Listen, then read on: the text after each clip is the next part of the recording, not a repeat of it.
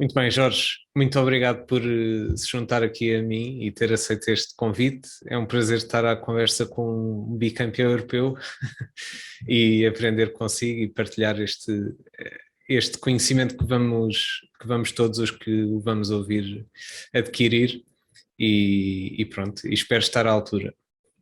Não, seguramente. O prazer é meu e obrigado pelo convite, Gonçalo. Muito bem. Jorge, eu começava por lhe perguntar, e o Jorge se calhar tem estado em contacto com esta temática ao longo já de bastante tempo.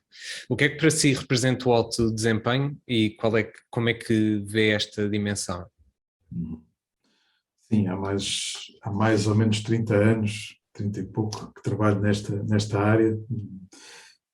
Obviamente, muito, maioritariamente ligado ao desporto, mas também acompanhando algumas pessoas também noutras profissões que exigem alto desempenho, gestores, músicos.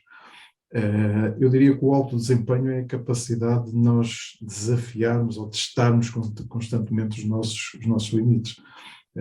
Às vezes as pessoas pensam no desporto e pensam no adversário e que o adversário é que é o principal, digamos assim, oponente, mas eu acho que é muito. Então, se estivermos a falar de esportes individuais ou de algumas profissões que são mais do desempenho individual, é mesmo o pôr-nos à prova e testarmos estes limites e vermos até onde é que podemos, digamos assim, esticar os limites de cada um. E como é que, enquanto psicólogo do desporto, garante que também desafia os seus limites constantemente para atingir o seu alto desempenho? Essa é uma excelente pergunta.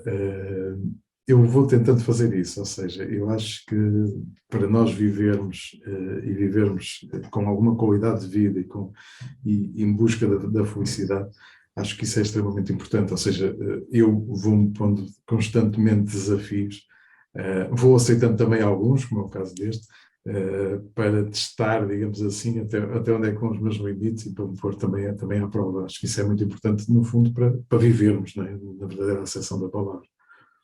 E quais é que são, na sua opinião, quais é que são os determinantes, se quisermos os KPIs, vá de performance de um psicólogo do desporto, ou da performance, neste caso, mesmo que não seja no desporto? Sim, exatamente. Eu diria, é muito complicado, nós temos muitas vezes dados objetivos, não é? Ou seja, a psicologia trata muitas vezes de coisas que as pessoas consideram de fatores que são mais subjetivos, não é? É evidente que eu posso tentar mensurá-los, não é? E muitas vezes tento fazer isso. Mas o que acontece é que os atletas, os músicos, os árbitros, os treinadores, os gestores com quem nós trabalhamos, não estão submetidos exclusivamente, digamos assim, à nossa influência. Ou seja, partindo do princípio que temos uma sessão de uma hora por semana, ou eventualmente às vezes nos estágios da seleção essa hora é mais alargada porque é mais permanente, portanto já não é uma hora por semana, mas é mais, mas mesmo aí há um conjunto de outras intervenções ou de outras Influências, não é? influências a que as pessoas estão submetidas, não é? Família, amigos, aquilo que vai acontecendo no dia a dia, não é? Portanto, torna muito difícil dizer, ok, tu conseguiste este resultado porque estás a trabalhar como psicólogo, não é? Portanto, eu já fico satisfeito quando as pessoas reconhecem e dizem, ok, dentro daquilo que são os meus resultados ou dentro daquilo que é a minha performance desportiva ou noutra área, há aqui uma área que eu considero que estou a trabalhar e considero que é importante, mas é muito difícil quantificar, digamos assim, a importância dessa área. Né? Felizmente, hoje em dia, cada vez se fala mais disso. Né? Felizmente, hoje em dia, os atletas também se sentem mais à vontade para dizer que estão a ser acompanhados por alguém nesta área, não é? Porque é uma coisa que até há bem pouco tempo ainda era um bocadinho, ainda continua a ser, mas tem diminuído, um pouco Era um tabu. bocadinho tabu até, não é? Exatamente, exatamente. As pessoas tinham muita dificuldade, até mais nos desportos coletivos, não é? Em reconhecer que precisavam de ajuda, porque muitas vezes isso era visto como quase como se houvesse aqui uma fragilidade ou uma Pois. vulnerabilidade, não é? Quando é precisamente o contrário. Eu costumo dizer-lhes muitas vezes isso. Isso não quer dizer que tu tens uma vulnerabilidade, quer dizer é que tu és inteligente e estás a procurar ajuda dentro de um conjunto de áreas que compõem o teu rendimento esportivo a física, a técnica, a tática, a psicológica, havia aqui uma que não estava a ser trabalhada, não é? Portanto, tu ao procurares ajuda nesta área, é evidente que a possibilidade de tu melhorares o rendimento é maior, porque tu, em vez de estás a trabalhar só 3 áreas, estás a trabalhar 4, não é? E, portanto, quando as pessoas percebem isto e percebem o impacto que pode ter, claramente a sua performance, seja ela em que área da vida for, melhora. Ótimo. E o Jorge falou que trabalha com várias áreas. Qual é que é para si o maior desafio de variar entre estas áreas, e de trabalhar com profissionais de áreas diferentes? O objetivo, no fundo, é muito o mesmo, digamos assim, ou seja, é ajudar as pessoas a terem o melhor desempenho desportivo, né? Ou noutra área, a conseguirem alcançar desempenhos de excelência, digamos assim, né? E, portanto, as ferramentas, digamos assim, para os atingir, embora as áreas sejam diferentes, acabam por ser muito, muito idênticas, mas não há receitas, né? Esse é outro dos desafios que eu encontro neste trabalho que desempenho, né? Ou seja, aquilo que resultou com um atleta X ou com um músico Y, não quer dizer que volte a resultar com um músico Z ou com um atleta V. Vai variando muito, tem que ser adaptado, não é? Percebemos muito bem como é que funciona cada uma das pessoas que estamos a tentar ajudar e depois ir experimentando as várias estratégias, não é? E ir adaptando. E muitas vezes também eu próprio vou aprendendo com as pessoas com quem trabalho, não é? Porque vão testando também, epá, agora experimentei fazer isto e resultou. E, portanto, isto não é só unidirecional, digamos assim, mas acaba por ser bidirecional, não é? E esta relação é um processo que se vai construindo, digamos assim. E houve aqui uma coisa que me deixou curioso, porque o Jorge disse que há aqui um período de conhecimento da pessoa que temos diante de nós, e nós vemos um mundo cada vez mais acelerado e as pessoas cada vez a procurarem resultados mais rápidos. Sendo que há tempo para este conhecimento das pessoas e para descobrir aqui qual o melhor caminho a seguir, ou tende a haver cada vez menos tempo para atingir os objetivos, ou a paciência, digamos? Pois. Duas coisas que me parecem importantes. Uma é, muitas das vezes as pessoas vêm à procura do milagre, digamos assim, ok? Eu não consigo controlar emocionalmente, ou estou desmotivado, ou estou com pouca confiança, então vou procurar alguém que me possa ajudar nesta área, e muitas das vezes a expectativa é que isto seja quase tipo varinha mágica, digamos assim, ok, tenho aqui o problema, portanto resolve-o rapidamente, não é? Hoje em dia, de facto, e o Gonçalo estava aí a falar de uma coisa que me parece extremamente importante, que é a velocidade a que a nossa vida é vivida, não é? Embora o tempo seja igual, claramente, hoje em dia, as pessoas têm muito essa impaciência, não é? Basta nós andarmos na rua e ver isso, no trânsito, nas filas do multibanco, seja onde for, há muito esta impaciência, não é? Acho que a pandemia também veio aqui contribuir para isso e até para alguma irritabilidade que eu acho que aumentou na sociedade em geral, digamos assim. Pronto, e uma das primeiras coisas que eu faço é clarificar isto quando as pessoas me procuram, é dizer, ok, até porque muitas vezes as pessoas procuram, se for no desporto, epá, tenho uma prova importante no próximo fim de semana, né, e preciso aqui da sua ajuda, né? E eu até nem gosto de introduzir grandes mudanças com um intervalo de tempo tão curto, né? Digo logo, ok, então vamos aqui ver o que é que está a acontecer. Esta prova é mais um bom indicador para percebermos o que é que está a acontecer e depois estas mudanças que vamos implementar no sentido de o ajudar a conseguir ter um melhor desempenho vão precisar aqui de algum tempo, não é? Portanto, é importante que as pessoas percebam isto, não é? Alguns percebem, eu diria a grande maioria percebe isto, não é? Não é nada de especial.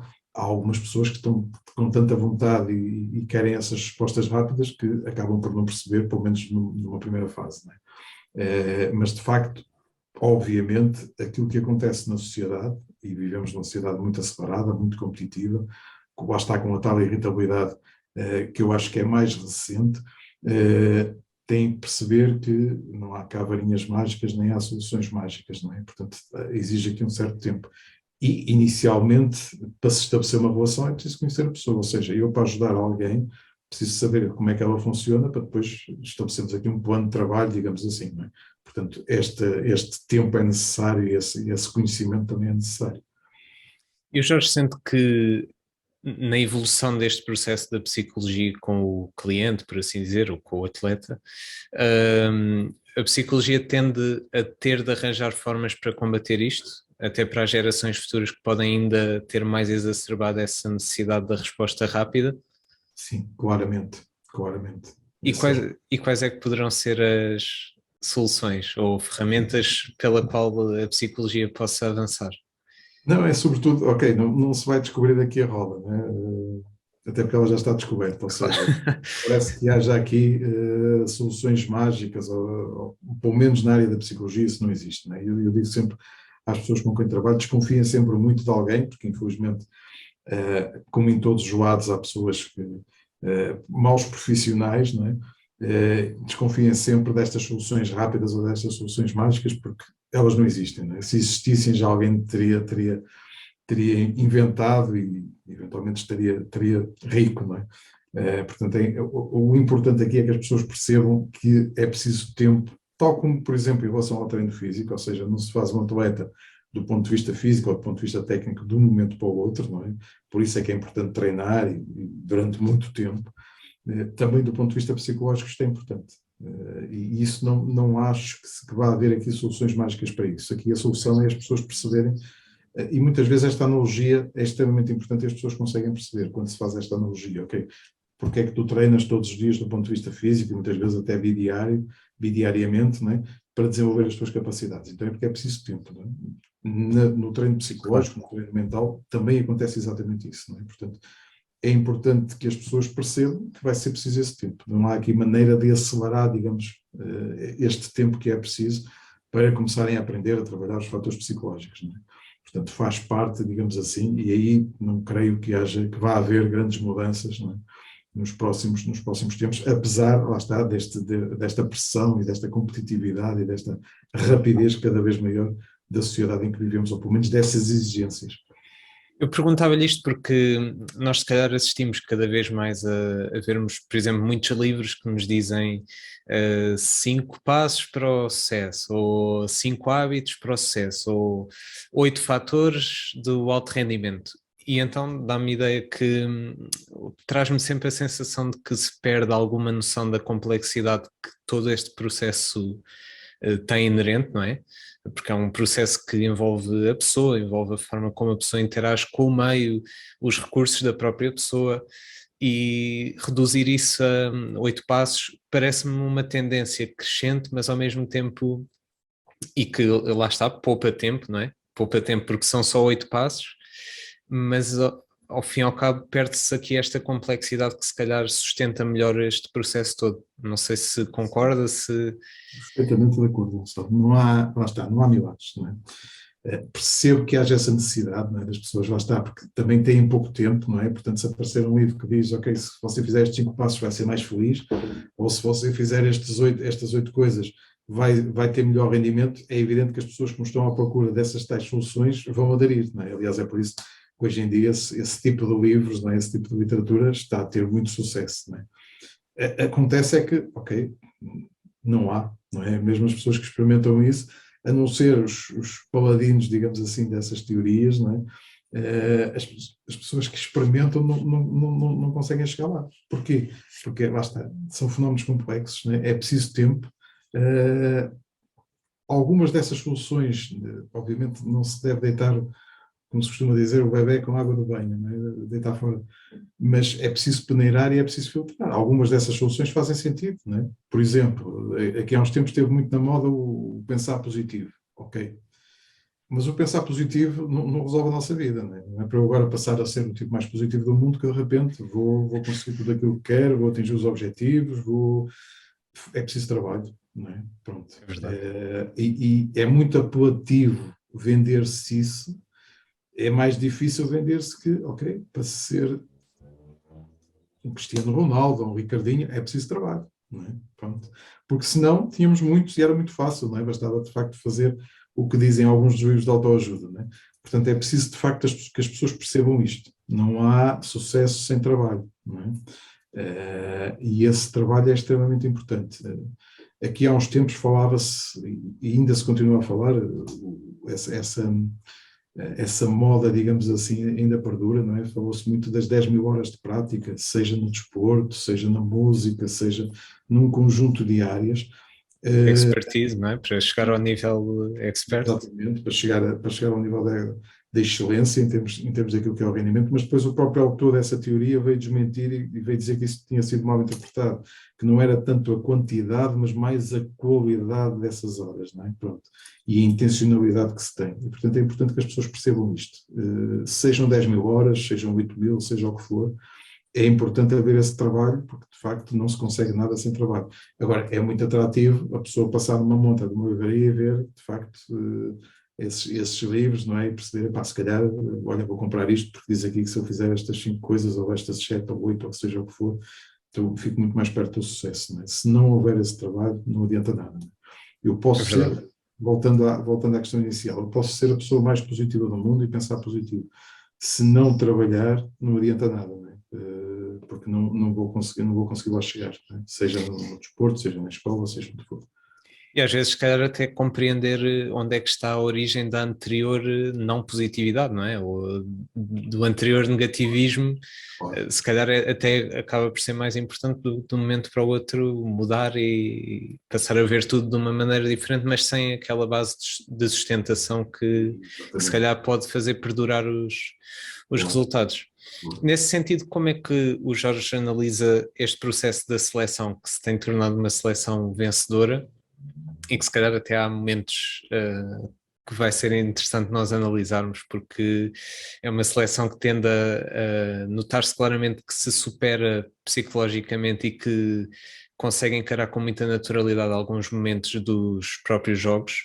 Como é que o Jorge analisa este processo da seleção, até ligando a este último caso deste tempo de construção deste processo, de solidificação do próprio comportamento dos jogadores, da estabilidade emocional? Como é que analisa este processo?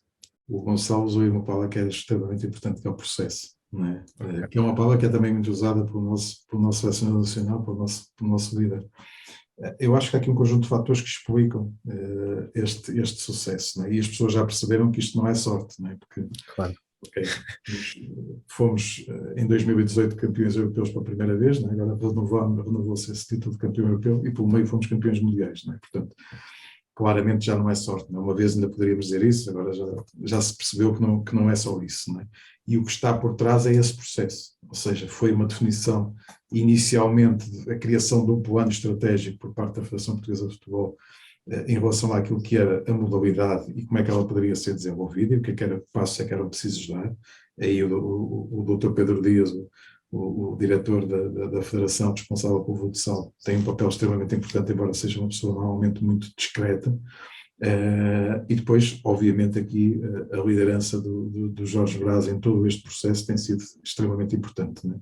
Lá está, sem planeamento, sem se pensar numa estratégia e quais são os passos para desenvolver, não se consegue atingir o sucesso, por mais que se tenha vontade e se queira que os resultados apareçam, né? E tem-se visto isso ao longo deste tempo, né? Aliás, no outro dia o selecionador nacional, o Jorge Braz, dizia isso, né? Houve muitas derrotas antes destas vitórias, né? Portanto, houve aqui esse processo. Esse é um dos ingredientes. Depois, a criação do espírito que estes jogadores foram capazes de criar, não é? E repare, não são sempre os mesmos, não é? Vai havendo aqui alterações. Em relação ao europeu de há 4 anos houve algumas mudanças em termos de equipa. Entre o Mundial e este europeu, como o intervalo de tempo foi muito curto, houve só, entre aspas, 2 mudanças, né? O Ricardinho, entretanto, abandonou a seleção e o Vítor Hugo, como só podiam ir 14, acabou por ficar de fora, né? entre o Mundial e o europeu. Mas este espírito que eles foram capazes de criar, incluindo esta integração que vai sendo feita também dos atletas que vão chegando, dos mais novos. E depois, outra coisa que me parece extremamente importante é que, e é uma verdade lá para isso, mas o que é facto é que é das coisas mais difíceis de se conseguir, que é esta criação do grupo, não só os 14 que jogam, mas também os outros 14 que são o staff, não é?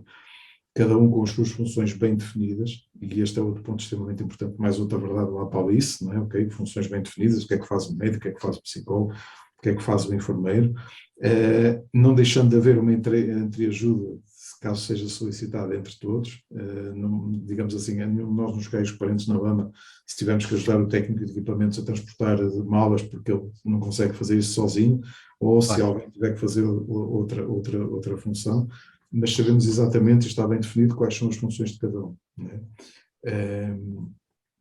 E depois uma coisa que me parece fundamental, que é um modelo que eu tenho vindo a trabalhar desde há algum tempo, que é o conceito de tenacidade, ou seja, esta capacidade de enfrentar situações difíceis. Não é? E neste europeu até parecia fácil, não é? Ok, já havia pessoas que diziam, como houve 3 jogos dos 6 em que estivemos a perder 2-0, já havia pessoas no último jogo contra a Rússia que nós estávamos a perder 2-0 que diziam, ok, não há problema, depois vão conseguir recuperar isto.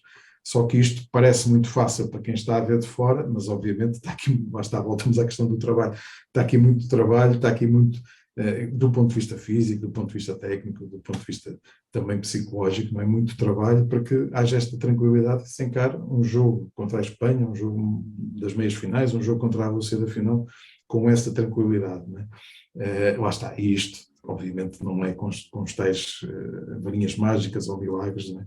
Lá está, é o processo. Acho que essa palavra explica muito daquilo que tem acontecido, não é? E é este processo que tem sido implementado ao longo deste tempo, com todas estas nuances, não é?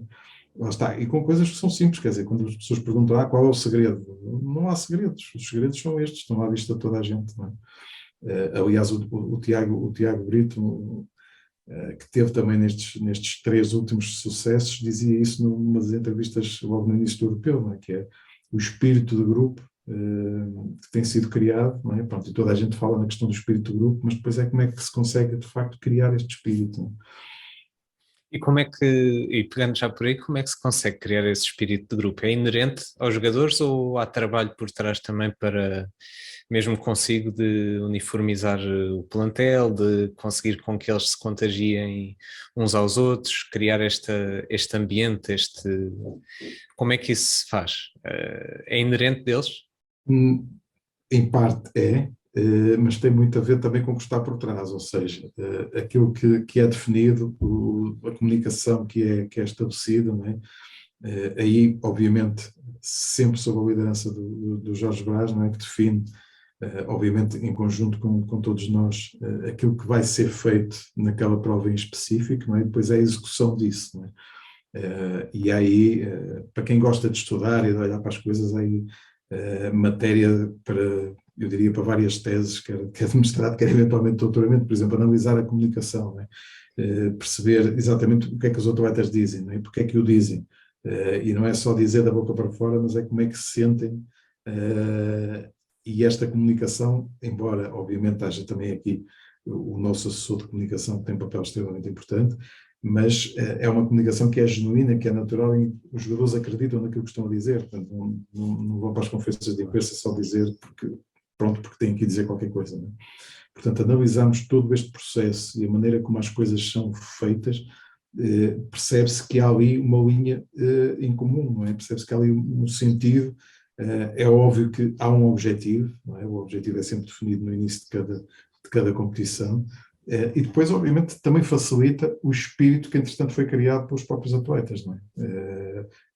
A maneira como eles se relacionam uns com os outros, a maneira como, se alguma coisa corre mal, são capazes de se ajudar, em vez de apontarem o dedo e dizerem, tu cometeste aquele erro. Não, é ok, cometeste esse erro, mas eu estou aqui para te ajudar e, portanto, porque tu és importante para a equipa e para que tu voltes outra vez ao máximo do teu rendimento. Não é? E muitas vezes nas organizações isto não acontece. Não é? É mais fácil apontar o dedo e dizer, tu erraste ali, não é? Do que propriamente dizer assim, ok, tu erraste ali, mas eu estou aqui para te ajudar e estendo-te a mão e vamos embora porque vamos conseguir recuperar isto, não é? E vamos ultrapassar esse erro. É verdade. E até ligando a este ponto, o Jorge falou da questão da tenacidade. E como é que se treina a tenacidade? É ligado às tarefas do próprio treino e como é que isso se faz, essa interligação? Há muitas, lá está, aí é que se calhar podemos pensar e pôr aqui as nossas células cinzentas, os nossos neurônios aí a trabalhar para percebermos o que é que podemos fazer. Não é? Vamos a isso. Quando se pensa no treino, pensa-se sempre, ok, eu tenho que ter as melhores condições possíveis em termos de treino, porque depois, na competição, eu vou conseguir, fazendo isso no treino, vou conseguir transferir isso para a competição. E não se pensa muito, ou seja, pensa-se no treino como as condições ideais. Não é? Acontece é que na competição, muitas das vezes essas competições ideais não acontecem. Não são criadas essas condições, vai haver adversidades, vai haver, lá está, vai ser preciso ser tenaz para conseguir ultrapassar essas dificuldades. Não é? Porque se nós fôssemos planear uma competição, obviamente nunca planearíamos, vamos estar a perder 2-0 na meia-final com a Espanha, vamos estar a perder 2-0 com a Rússia, ou no primeiro jogo com a Sérvia, vamos estar a perder 2-0. Não é? Planearíamos sempre as coisas da melhor forma. Agora, se os atletas tiverem adversidades no treino, se tiverem que estar muito cansados e tiverem que estar muito focados, ou seja, no fim do treino, em que eles já estão muito cansados, se for preciso que eles estejam focados, se for preciso que eles estejam extremamente motivados, se for preciso que eles estejam confiantes, então depois eles conseguem passar essas capacidades para quando as adversidades surgirem na competição. Portanto, não é treinar e de repente, ok, a malta já está cansada, vamos parar por aqui o treino. Não, se calhar nessa altura então vamos treinar aqui coisas mais específicas, de maneira a que eles consigam à mesma estar focados, percebam que se calhar até estão frustrados, mas isto vai acontecer no jogo e portanto eles precisam de estar motivados, precisam de estar confiantes, precisam de estar com foco, mesmo naquelas alturas, não é? Porque é precisamente as alturas em que à partida esses fatores mentais começam a diminuir, não é? Associado ao cansaço físico. Portanto, no fundo é quase ir criando adversidades também no treino para que eles depois se possam adaptar, porque isso vai acontecer depois nos jogos, não é? Ok, sim, faz todo o sentido. Aliás, esse transfer entre o treino e o jogo abranger toda esta natureza que é o que acontece na competição, não é? Eu muitas vezes penso na questão até por exemplo, da arbitragem e de, por exemplo, no treino se ter uma arbitragem mesmo muito justa, mas nem sempre se calhar tem de ser assim, não é? Porque no jogo o árbitro é que vai decidir, é um elemento externo e nós não temos controle sobre isso e temos de estar preparados para atuar de acordo com o que ele decidir. E por isso faz sentido. Qual é que é o... Gonçalo, agora desculpa-me Claro, acrescentar. claro. Desculpa esta interrupção. Não, não. Em relação aos árbitros, nós não controlamos os árbitros, não é? Não controlamos as decisões que eles tomam. Agora, nós, jogadores, não é? E treinadores também, temos é que estar focados naquilo que controlamos.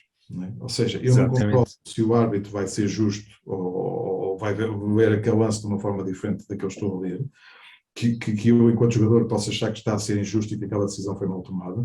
Agora, eu controlo, enquanto jogador, a minha reação a essa tomada de decisão. Exatamente. Se eu me vou irritar, se eu vou começar a discutir, os meus níveis emocionais e os meus níveis de concentração vão baixar. Não é? E, portanto, eu não estou, digamos assim, com a postura adequada para continuar a jogar um jogo de alta intensidade. Não é? Mas essa atitude eu posso controlá-la. E posso dizer assim, ok, o árbitro tomou uma decisão que, do meu ponto de vista, está errado, mas eu tenho é que estar preocupado com o jogo. Não é? Portanto, eu tenho que continuar ao meu nível a jogar, porque assim fico mais perto de conseguir ter sucesso. Não é? E até para garantir a disponibilidade mental, para as decisões que vêm logo a seguir, porque o jogo continua, não para pelo... É, isso mesmo. Esta questão de terem de manter níveis de foco quando estão cansados, por exemplo, qual é que sente que é o grande desafio quando eles têm fadiga mental, por exemplo, de manterem estes altos níveis de concentração ou de muitas vezes até conseguirem transferir para a tarefa, para o próprio padrão motor, esta necessidade de adequar os padrões motores de forma certa, apesar do cansaço que lhes retira às vezes alguma desta capacidade. Mesmo a nível técnico, talvez este transfer entre o cansaço mental até e o fator técnico. Como é que vê esta situação e como é que se consegue treinar também esta adequação deles? Esse é um efeito, eu diria, quase inescapável, não é? Ou seja, a partir do momento em que começamos a ter cansaço físico, não é? Em que o jogo se aproxima do fim, em que a intensidade é maior, em que muitas vezes, sobretudo num desporto como o futsal de alta intensidade, se aproxima a hora das decisões, não é? Lá está, parece contraditório, precisamos estar ainda mais focados, precisamos estar ainda mais confiantes e ainda mais motivados, não é? E se as coisas começam a correr mal, se nós não tivermos este controle sobre aquilo que nós pensamos e aquilo que nós executamos, rapidamente o jogo pode descambar, não é? E portanto, lá está.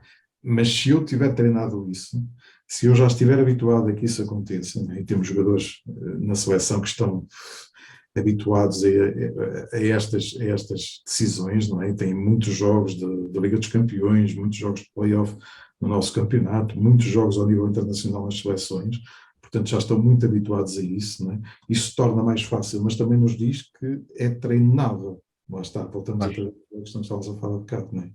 Portanto, é óbvio que eu vou ter que lutar contra isso, não é? Porque eu estou cansado. A tendência é, pá, se as coisas não estiverem a correr bem e eu estiver cansado, a tendência É para piorar, pensar, não é? controlar emocionalmente, exatamente, e para pensar que não vou conseguir, ou para começar a duvidar, é maior, não é? E, portanto, eu tenho que lutar também contra isso, não é? Lá está, eu consigo controlar aquilo que é a minha atitude perante essas adversidades, não é? E é dizer assim, não, calma, não é? Um bocadinho, usando aqui um dos palavrões da psicologia, não é? O nosso discurso interno, não é? Do que nós Claro. pensamos em relação às situações, nós podemos alterar isso, não é? E é dizer assim, ok, estou cansado, isto está a acabar, mas se eu conseguir ter confiança, se eu acreditar que é possível, então a gente consegue, não é? Nem sempre vai dar, mas provavelmente se conseguir ter este tipo de atitude, a probabilidade que as coisas corram bem é muito maior, não é? Jorge, eu gostava de lhe fazer uma pergunta que é uma coisa que me deixa sempre curioso, que é o lugar que existe à expressão emocional do psicólogo, porque vemos sempre o psicólogo como uma figura estável emocionalmente e acredito que o seja, mas ao mesmo tempo é um elemento que está a viver também as emoções do jogo e que vive as emoções de uma vitória, de uma derrota. Como é que isso se faz? Como é que consegue este nível de estabilidade emocional, mas viver ao mesmo tempo o jogo de uma forma intensa, acredito? Exatamente, isso. Felizmente tenho tido a oportunidade de trabalhar com atletas que me têm dado Alegrias. essas alegrias, não é? Ótimo. Quer nos Jogos Olímpicos, querem campeões europeus, campeões mundiais, etc, etc, não é? Portanto, é um pouco isso, encontrar esse equilíbrio, não é? Porque eu não posso estar eu, ou os treinadores, ou seja, quem for, as pessoas que estão mais próximas dos atletas, não é? Exigir esse controle emocional e depois nós não exercemos esse controle, não é? Claro. Aqui se isso acontecesse, haveria qualquer coisa que não estaria a funcionar bem. Isso não quer dizer que não estejamos a viver e emocionados, mas é importante nós percebermos o que é que podemos transmitir em relação aos nossos atletas, não é? E Ok. esse tem sido um aspecto que tem sido muito comentado, as pessoas têm comentado muito em relação ao nosso treinador, não é? Ao Jorge Brás, não é? A tranquilidade com que ele estava, mesmo depois de estarmos a perder na meia-final ou na final, não é? A tranquilidade que passava, e os próprios atletas referiram isso, que foi importante eles sentirem também isso, não é? Olharem para trás e verem o líder tranquilo, não é? E pronto, só a segurança que isso dá é sinal de que, ok, a gente vai conseguir, não é? Se vemos um líder completamente intranquilo, que não consegue estar quieto, que berra, que diz para fazerem isto ou para fazerem aquilo, torna-se mais difícil, não é? Pronto, Até claro que pelo contágio, não é? Até pelo contágio que existe. exatamente, não é? Porque isto depois passa também para os atletas, não é? Quando nós vemos o nosso líder com determinadas atitudes, é evidente que isto vai acabar por de alguma forma influenciar depois as atitudes e os comportamentos dos próprios atletas, não é? Portanto, é importante isto. Agora, parece muito fácil, de facto, mas o Gonçalo tem razão, isto é muito difícil, não é? A pessoa manter esse equilíbrio e esta impassibilidade, não é? De mantermos aqui o nosso controle emocional e das pessoas olharem, pá, ok, mas por dentro, muitas das vezes, estamos em ebulição, não é? Agora temos, estrategicamente, sabemos que é importante passar uma determinada mensagem, não é? Ok. E isso acaba por ser importante, lá está, porque depois o descontrole emocional, se o próprio treinador estiver descontrolado, ou psicólogo, ou treinador adjunto, ou médico, ou seja, quem for do staff, não é? Isso depois acaba, e temos exemplos desses no Claro. nosso desporto, todos os fins de semana, não é? Lá está, isto quer dizer que de facto as pessoas percebem que isto é importante, mas depois muitas das vezes têm esta dificuldade de o pôr em prática, não é? Portanto, não é assim uma coisa tão fácil, digamos assim, de conseguir. Exatamente. E concordo com o que o Jorge disse, logicamente, mas leva-me aqui a outra questão. Nessa questão da representação daquilo que nós temos de passar para quem nos está a ver, neste caso os jogadores, por exemplo, numa situação de derrota, também há um sentido de expectativa dos jogadores para com os elementos de que estejam também tristes ou a partilhar o sentimento deles. E não sei se foi claro, mas esta questão de termos também às vezes de nos associarmos aos jogadores para que eles se sintam ou não se sintam sós ou não se sintam que haja ali contradição de emoções ou de sentimentos. Isto é importante e como é que se faz este equilíbrio às vezes? Lá está. É uma questão de demonstrar, não é? Em determinados momentos, demonstrar, não controlar, digamos assim, mas é um controlado, digamos assim, em relação àquilo que são os nossos sentimentos, não é? Às vezes, após uma derrota, é importante que os jogadores percebam, ok, isto foi uma derrota, não é? Mas não é o fim do mundo, não é? Porque a tendência é pensar, ainda para mais quando nós nos vamos habituando e estamos a falar de uma seleção que já não perde jogos oficiais claro. há 5 anos e tal, não é? Também é importante perceber isso, não é? É importante perceber, ok, às vezes acontecem derrotas, tudo bem, faz parte do desporto, mas é como é que nós reagimos a elas, não é? E muitas das vezes faz sentido, obviamente, após um período de derrota, nós temos uma introspeção e percebemos o que é que aconteceu e porque é que aquilo aconteceu, mas depois é voltar, e felizmente o desporto tem essa vantagem, não é? Porque temos sempre competições. Novas oportunidades, não é? Exato, não é? Pode demorar mais ou menos tempo.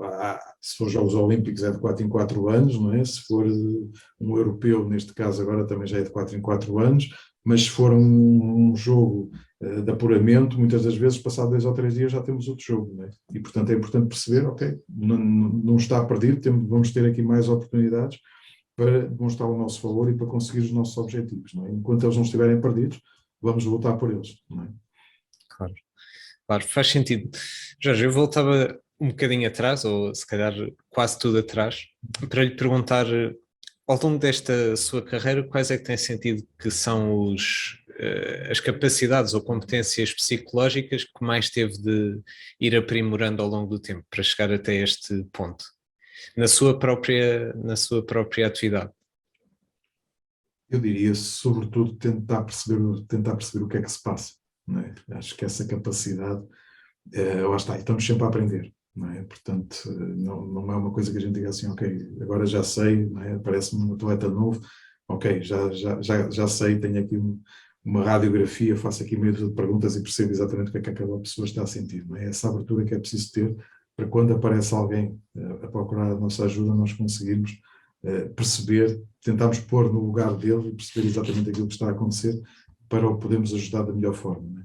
Eu acho que esse é o maior desafio, essa capacidade de observação, que é um aspecto extremamente importante na minha área, para tentar perceber exatamente porque é que está a acontecer aquele comportamento, porque é que está a acontecer aquele pensamento, porque é que aquele atleta consegue ou não ter sucesso, como é que ele lida com tudo isto, com as vitórias, com as derrotas, com aquilo que vai acontecendo também no dia-a-dia, porque às vezes temos muita tendência a analisar só a parte esportiva e esquecemos que muitos dos atletas são estudantes, são trabalhadores noutras áreas, têm uma série de papéis sociais, são pais, são filhos, são cunhados, são amigos, são uma série de coisas, não é? E, portanto, tentar perceber em todas essas dimensões como é que os atletas, os treinadores, os árbitros, os músicos, ou seja, como é que eles funcionam para podermos, então, entendida a pessoa, estabelecemos aqui o tal plano de trabalho no sentido de os ajudar. Mas acho que aqui a capacidade de observação é extremamente importante. E um psicólogo tem mais ferramentas para lidar com a sua própria psicologia? Está mais preparado para? Às vezes não, ou seja, como se costuma dizer, às vezes em casa de ferreiro espeto de pau, não é? Portanto, é importante que os psicólogos percebam isso, não é? Sejam capazes de, e hoje em dia, acho que também fruto um bocado da pandemia, há muito essa preocupação, a própria a Ordem dos Psicólogos tem tido esse cuidado de pôr cá fora um conjunto de documentos, de pedir aos psicólogos para terem cuidado também com a própria saúde mental deles, não é? E isso é uma coisa muito individual, nós temos que cuidar, mas sejamos psicólogos, seja qual for a nossa função, temos que perceber exatamente quais são as coisas que temos que fazer para estarmos bem no nosso dia-a-dia, não é? Porque eu não posso ajudar outra pessoa se eu próprio não estiver bem, não é? E portanto eu tento também ter esses momentos em que estou comigo próprio, em que estou com amigos, em que estou muitas das vezes até com outros colegas a discutir algumas das coisas que vão acontecendo no dia a dia, e depois cada um vai encontrando as suas ferramentas, não é? Eu gosto muito de caminhar, eu gosto muito de estar perto da praia. Não quer dizer que todos os meus colegas gostem disto, ou outros gostam de outras coisas, não é? Gosto muito de estudar história, por exemplo, e isso vai-me servindo também como ferramentas para desligar um bocadinho, não é? E retomar aqui algum equilíbrio para poder depois estar no dia a dia bem, para poder ajudar as pessoas que procuram essa ajuda. Excelente, excelente. Jorge, nós estamos a aproximar do fim, infelizmente, porque conseguiríamos estar aqui longuíssimos períodos iguais a este à conversa. Eu, para terminar, ia lhe perguntar o que é que para si significa o sucesso em 3 expressões ou 3 palavras e o porquê. O que é que para si significa o sucesso? Ora bem, eu acho que o sucesso é nós sermos capazes, e isto vai ter um bocadinho a uma coisa que já falámos há bocado quase no início. Acho que o sucesso é a capacidade que nós temos de nos irmos superando a nós próprios. Não é? Usei mais que 3 palavras, mas pronto. Não, não faz. E já agora o porquê disto ser a base do sucesso, vá, por assim dizer. Porque acho que nós temos muita tendência a medir o sucesso em comparação com os outros, e eu acho que nós nunca conseguimos pôr-nos no lugar do outro, não é? Ou melhor, esse deve ser um dos nossos objetivos, e é um dos meus objetivos enquanto psicólogo para poder ajudar as pessoas, mas muitas das vezes, da maneira como nós na nossa sociedade e da maneira como a sociedade está construída, nós muitas vezes olhamos para o outro, mas olhamos no sentido de, ok, sem perceber exatamente o que é que está por trás, e portanto é muito fácil nós criticarmos ou elogiarmos sem conhecer a pessoa e só pelos sinais exteriores, digamos assim, e aí falha-nos muita informação. E eu acho que é muito melhor para o nosso desenvolvimento pessoal nós olharmos para nós próprios e dizemos assim, ok, eu estou aqui neste patamar, o que é que eu posso fazer para ser ainda melhor pessoa? O que é que eu posso fazer para ser melhor psicólogo? O que é que eu posso fazer para ser melhor pai, para ser melhor amigo? Não é? E isso traz, o desafio é connosco próprios, não é? E não tanto com os outros, não é? Porque no fundo é um bocadinho aquilo que eu acho, ou pelo menos que da maneira como eu olho para o desporto é um pouco isto, não é? Mesmo no desporto, se calhar nos esportes individuais faz mais sentido, não é? As pessoas se calhar percebem mais isto, não é? Do Claro. desafio ser connosco, mas nos coletivos também é muito isso, não é? É que capacidades é que eu posso desenvolver para ser ainda melhor integrante da equipa X ou da equipa Y e para poder ajudar ainda mais os meus companheiros de equipa, não é? Que aspectos é que eu tenho que refinar, que aspectos é que eu tenho que melhorar comigo próprio, porque se eu conseguir fazer isso, vou ser ainda melhor em termos de equipa e obviamente a equipa vai beneficiar com isso, não é? Portanto, eu olho sempre para as coisas desse ponto de vista, não é? Sou um bocadinho insatisfeito, digamos assim, com aquilo que são as minhas performances enquanto psicólogo, enquanto pai, enquanto amigo, enquanto seja qual for o papel, não é? De maneira, e ando sempre à procura de ir aperfeiçoando e melhorando essas capacidades. Excelente, excelente. Acabámos em beleza. Agradecer-lhe mais uma vez a disponibilidade e o facto de estar aqui connosco a partilhar o seu conhecimento, que é muito, e muito obrigado mais uma vez e toda a sorte e todo o sucesso, seja lá o que ele, o que ele representar ou esta continuação desta superação contínua. E pronto, e nós continuaremos a viver os sucessos da seleção também como nossos, também um bocadinho. Muito Muito obrigado. obrigado. Um prazer e os votos de maior sucesso e conte sempre. Muito obrigado. Obrigado.